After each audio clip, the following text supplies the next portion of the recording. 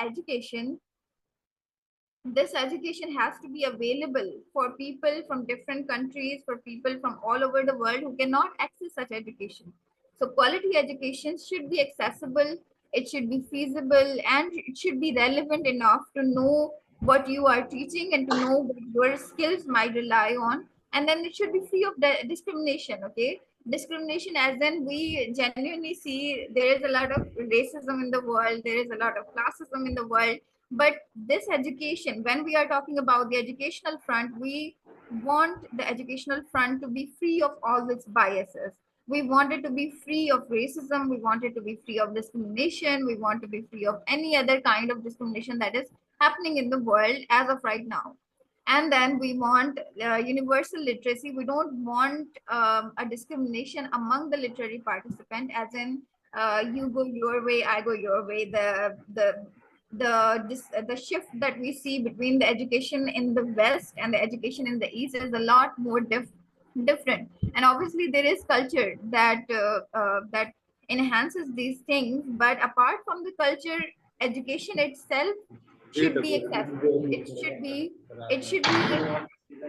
you should be able to get education in all a part of the world, and then education for sustainable development, as we are here for today, and then build and upgrade inclusive in a sense that can you please turn off your mic?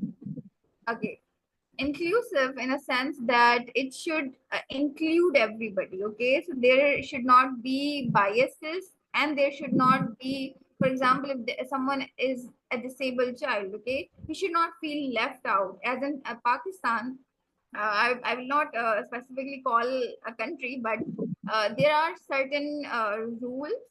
If you are a disabled person, you cannot access quality education, and that rule has been persisting in many countries.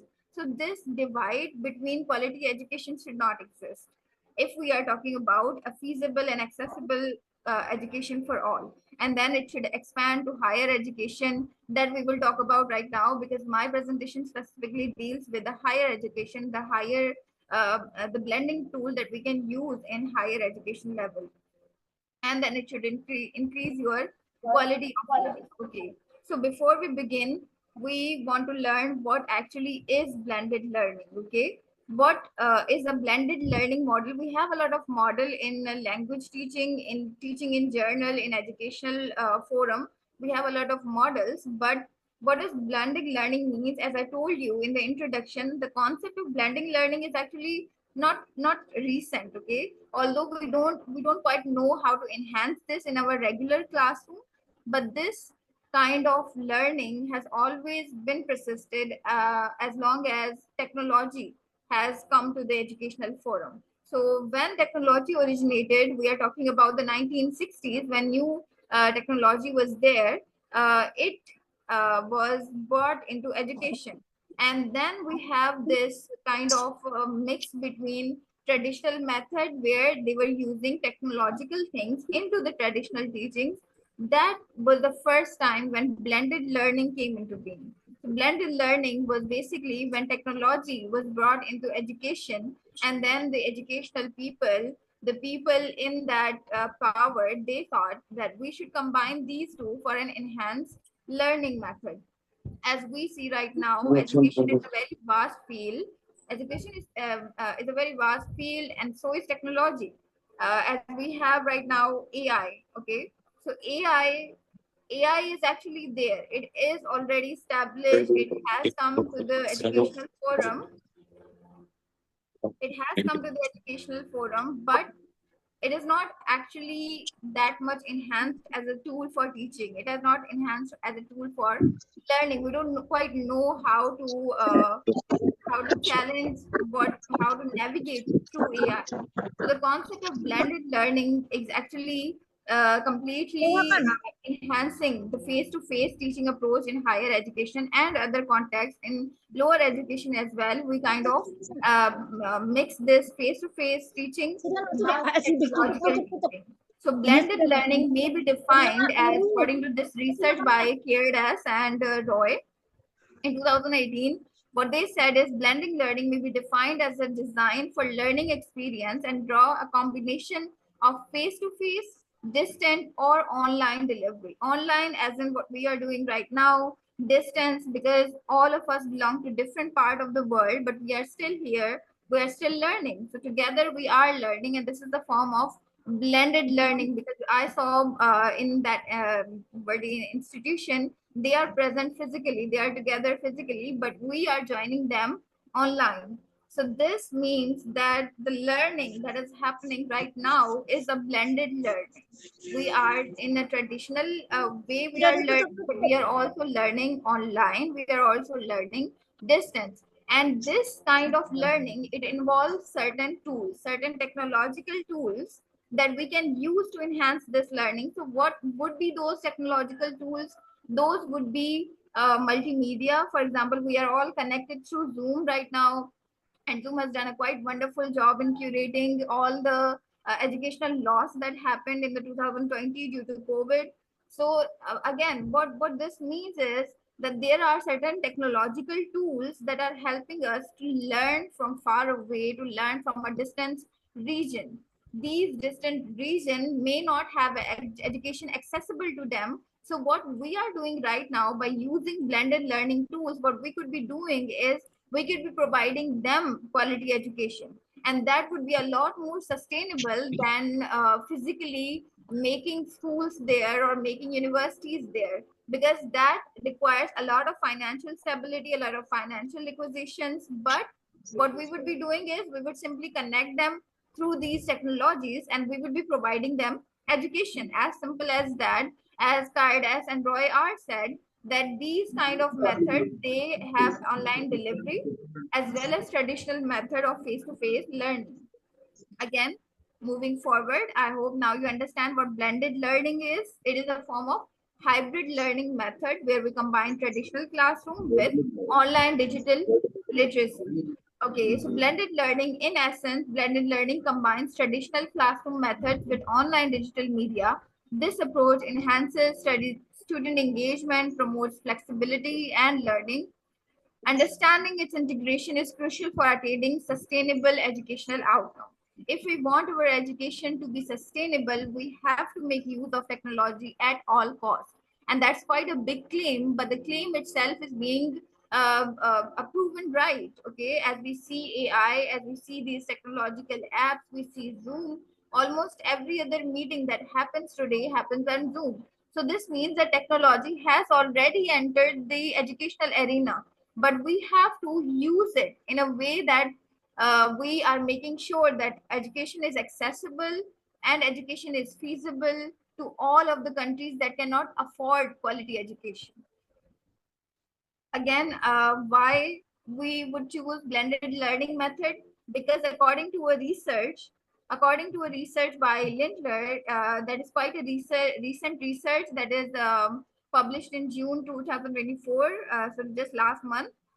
57% of the students in school with higher teaching, they are reported with higher satisfaction level with their education if we combine their education with technology. So if we are using technology in in a classroom, we are using integrating technology with traditional method. We are basically we have seen these success rates from students themselves, and not only from student. If you would go to the survey, you would find that a lot of teachers are very positive on the use of technology in education, in higher education and lower education. Basically, in all forms of education, technology has made a positive effect if we know how to use it positively. You know, last day my teacher was telling me about the use of technology in classroom, and there are certain misconceptions regarding it. So we cannot overarchingly, we cannot completely shift to technological front. We cannot completely use technology and the teacher remains silent. That again has its positive and negative effect. But what we mean right now for enhanced learning, for quality learning, what we mean is that it must be used as an assistant. It must be used side by side in the traditional method. So traditional method should not be overarchingly gone. It should not completely be forgotten. It is there and it is a good method. But now the technology is there, we must know and we must use this front for our educational purposes as well. Okay, coming on, blending traditional method with digital education. The concept of blended learning, I think I have already okay, there are certain tools that we will be talking about today.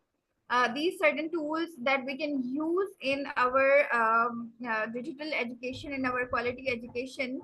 So what we mean by that is educational games. Now these, all of these tools, they would be online, okay? They would not be in the traditional form, because educational game, they are there in traditional way, but we would be presenting them in the online method. So educational games are there. What kind of games they may be, you may have to answer it. Is there any game that you particularly use in your classroom? Do you have anything from all the members, all the viewers? Do you have any particular game that you play in your class, educational game?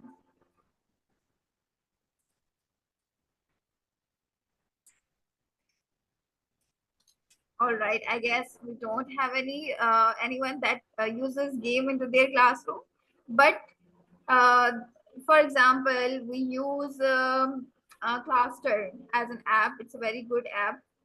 We would use Answer Garden, and we would tell them to suggest a word that starts with the letter P, and we would be doing that as a form of game. After that, we have audience response system. Again, Answer Garden is a very popular app for that. What does it do is, we basically have this screen, and all the answers that the students are giving are there in the meantime. So in no time, all the answers you can see on your screen, what your students have told you. And then we have digital badges. Again, digital badges is a tool that is not used a lot in today's education, and I cannot reckon why it's not used a lot, because it is a very good method to enhance competition, a good kind of competition, of course. But digital badges, what we can do is we can provide students with digital badges whenever they complete a task, whenever they are learning, so that they are motivated to learn throughout the course, throughout your teaching. How would we doing digital badges? Because again, physical badges may not be accessible to everybody. We cannot just give them physical badges because they completed an activity, or because they were good in class, their performance was good. So we cannot do that, because that won't be accessible. And obviously we have our own repercussion, we have our own shortfalls to come. But digital badges come in handy at that, because what they would be doing is, we would not be spending our own money, and what we would be doing is, we would be still motivating the students to do better by giving them a digital badge. And how can we give them a digital badge? We have a very wonderful example of Badger, the online tool. Badger is a tool that combines all of your digital badges. So you log into the account and you have all these badges that you have earned. And what we can do is, we can make a badge for our students whenever they are performing good, or whenever they do good in class, we can simply give them a badge. And then again, webinars, as this summit presumes, is we certainly need webinars for student development. Okay, for quality education, we certainly want to use this method of connecting with people more. Because why? Because this is a kind of relation between traditional and digital method. In that, because there is a teacher and he is teaching you, but rather than being physically present, this teacher is now teaching you from far away. And what this could do is, we can even call teachers that are very highly proficient, but they cannot be made available in your certain area, in your certain country, let's say. So we could be having teachers from the UK, from the US, and from other part of the country, where they are kind of very competent teachers from all over the world. And we would be uh, providing them a chance to make sure they give quality education to our students, to students from the faraway country that cannot access such educational levels. After that, we have collaborative learning platform. What do we mean by collaborative learning platform? Is that we come together to learn. That is a platform where we come together to learn. So, for example, we have Padlet. Okay, Padlet is again a very good app. We have Blackboard. All of these learning tools, what they would be doing is they would be collectively taking students and they would be making sure that they get education. So it is again a very good step towards quality education and making quality education accessible to those that do not have access to quality education. And then the last one that I have presented is social media. Now, social media is there is a lot of misconception about social media because most of the time social media is not used for good purposes, and that's there. That is the thing that we need to acknowledge. But at the same time, this is a very powerful tool that could be used if we use it correctly. That could be used in education, that could be used in learning, that could be used in teaching.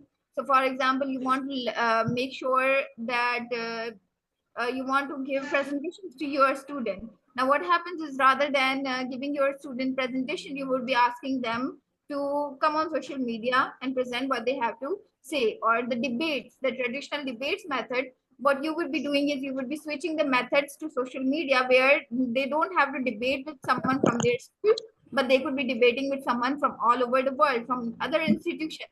This would again have a certain collaboration happening between all over the world. So again, what we are doing is we are making the world, as we already said, the world is a global village, but we are not actually acknowledging the global village in educational front. So we have to make education accessible in a way that it again is a global phenomena that is happening all over the world. Again, we have these tools. There are certain tools that I have used to tell you about my all of the things that we discussed. So blended learning tools, what tools we could be using? First off, you can see Badger here. What Badger does is مؤتمر الهند Badger presents شركة the, فيها محادثة إن هي يعني تتكلم فيها. can you please فكان speak out loud? كلمت النائب امبارح فقال لها ممكن تيجي لي I الساعة don't know 9 how to في turn the القاهرة، mic off. 9 9 ونص لأن عندي مؤتمر بعد 9 ونص. Anyways, so we can see Badger. فقالت Badger, what كلمني we يعني could قلت be لها doing with حصل Badger معاها، is it is a digital, فقالت لي أنا it's a بكرة مش هقدر digital على tool أساس في where بعض. we use أيوه a يا lot باشا of badges and we kind of هنعمل لها make all of these badges accessible to students. Whoever achieves the task, they would get to use this badge for them. And then again, we have Zoom as we are using right now. So Zoom is where we connect together. I am here from Pakistan, you may be from all over the world, and we are connecting in a forum where we are basically together in learning something. So we are providing in a way, we are working towards quality education, but from our own houses, our own countries, that is all over the world, and that pronounces all over the world. After that, we have Padlet. What Padlet would be, Padlet is a kind of, you would say there are a lot of things that you could do with Padlet. You could make a combined journal. You could make a list. You could make, if you go to Padlet, there are a lot of discussion boards. There are a lot of templates where you could be making a lot of the things related to your classroom, related to your learning. So Padlet is again a very good tool to use whenever you want to enhance your education, your quality education. And then again, we have Answer Garden. Again, one of my favorite app. Answer Garden is an app where you pronounce a question to students and they answer it in this app, and you see it in the meantime. You see all of the answers that are coming through. So that again is Answer Garden that could be used if you want to use technological tools in your classroom. And then again, we have Kahoot. Kahoot is again a quiz app.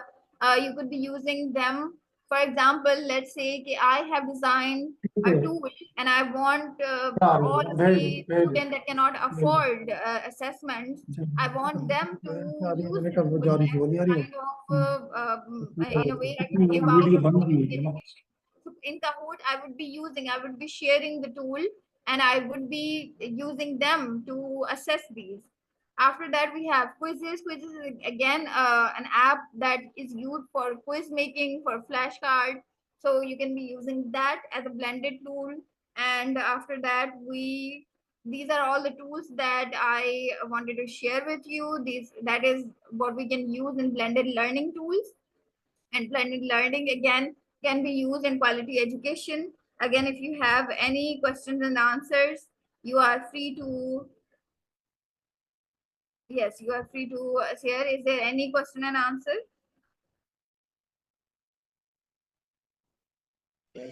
Thank you, Doctor, for your kind presentations. Thank you. From participants or speaker, if you have any question, you can do it from Sadaf Ashraf. If you have any question.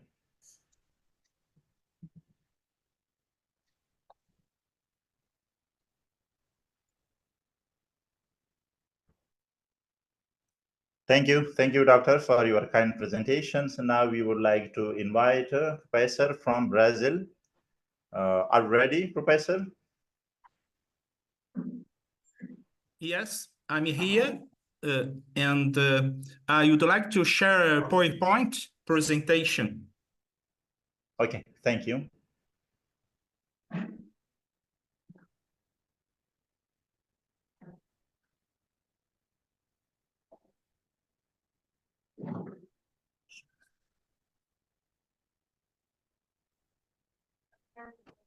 Okay, I think it's necessary for the previous lecturer to finish her presentation.